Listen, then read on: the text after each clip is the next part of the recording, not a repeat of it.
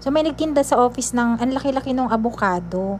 And then, yun yung binili ko kasi interested nga akong itanim. Tapos nakita ko, medyo parang may ugat na siya nung pagkakain ko ng avocado. So nilagay ko siya sa tubig para mas lalo siyang mag-grow yung ugat.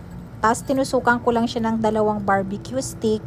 And after 2 weeks, 3 weeks, I think 3 weeks, mga ganyan na siya. Tapos, bumili ako ng loam soil, then, maliit na paso, yung parang seedlings lang na paso. Then, itinanim ko siya. So, tapos nilagyan ko din siya ng cover.